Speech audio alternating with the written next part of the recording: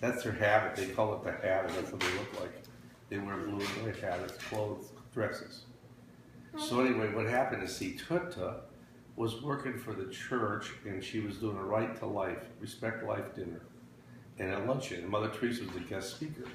So after the luncheon, the priest asked me if I would take him over to their convent so he could say Mass. And I said, sure, I'd be glad to. So I drove to the convent. He goes to do the Mass. He said, do you want to come in? I said, well, sure, I'd be glad to. So I went in, and then he introduced me to all the sisters and to Mother Teresa. And then I stayed for Mass. They asked me to read. I read a little thing in one of their Gospels, I guess. And then I said to Mother Teresa, I said, you know, the prayer that she had was so beautiful. I said, could I borrow this book? And I'll make a photocopy of this and I'll bring it back to you. And Mother Teresa said to me, she said, well, Mr. Jack, you have copy machine? And I said, yes, I do, Sister Mother. So she said, well, maybe you could help me out and make me a business card. I said, I'd be glad to.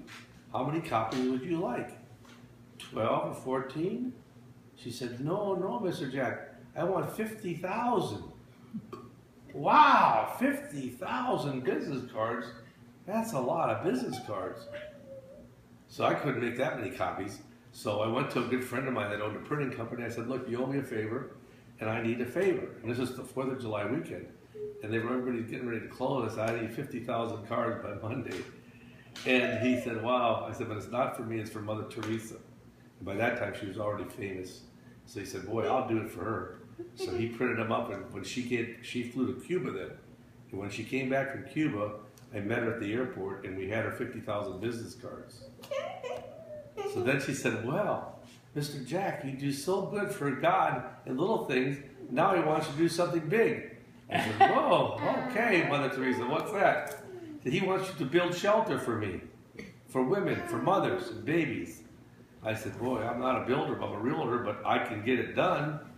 And I said, what did you have in mind? She said, well, I want some people to bring the straw, and some people to bring mix and sand, and they make concrete, and they build a house.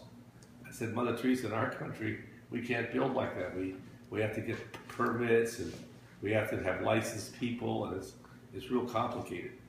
So we had a long talk, and I tried to sell her the building next door. It's an apartment building. I said, this is so much better for you. It's already built. It's perfect. I said, this would be the great place for you. She said, no, Mr. Jack, God wants me to build it here. So I said, okay, well, we'll do it. So I called a good friend of mine who was a builder, and we started the work. We got all the materials donated. I called up all the vendors that I knew, gave us windows and blocks, and I called a bunch of people that were tradespeople that came and volunteered their time, and I paid some of the people. It's my people I had to pay. And that's how we built her shelter for women that have, they're unwed mothers of children. So there's about 14 women that stay here now in this little building that she built. About 14, I think it's 14 women upstairs with their little children. And every day she has meals for these people.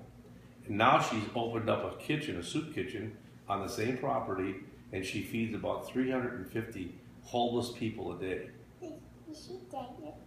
So that's what they do. And when we were trying to build the shelter, we had a lot of problems. One of them came from the city of Miami. They refused to let us open up until we had parking. And I tried to explain to them that this was for bitter, battered women with children. They didn't have cars, they didn't have clothes, much less cars. And the man was very nasty to me. He said he didn't care. He wasn't going to give us a CO until we put the parking in. So I went to the mayor of the city, who was a Catholic. And his sister is a sister, a nun. She wasn't a missionary charity, but she's a nun. And he said, I'll take care of it. Next day we had our CO. And so that's how. What does CO stand for? Certificate of Occupancy. Oh, okay. You can't open it up. You can't get the electric turned on until you get a certificate of occupancy. So that's how I got to meet Mother Teresa. And then she was very happy with her new shelter, and she invited Sherry to me to one of her, it's like an ordination, but they don't call it an ordination. They have the women take vows. And then we went out to California for that. And then one of the sisters, different sister, she at the same, pretty much the same year, I think, pretty much the same time frame, Pope John Paul came to visit us. and we got rained out in Miami. So a friend of ours, that's a sister, gave us tickets to get into Detroit. So we flew to Detroit to see Pope John Paul, and Sherry got to almost shake his hand. He was about that close to it right there. John, that's your daddy, his little boy, and that was Pope John Paul. The mom was right there. That's as close as we got to him. And that's the story. That's wonderful. Let me see the picture. And that was in front of the shelter, right? Yeah, that was inside in her little. It's still there. The missionary. That's her convent across the street. The shelter's on the other side of the street. So neat. Thank you, Papa Jack. I donated all your gifts that you were going to give away. Yeah. I donated to them. Oh, good. So that picture, which I think we have a copy of, that's the shelter, No, that's the convent. Little house that they use for house. and that's mine. Yeah, no, it's on 17th Street. You know, when I was in Haiti,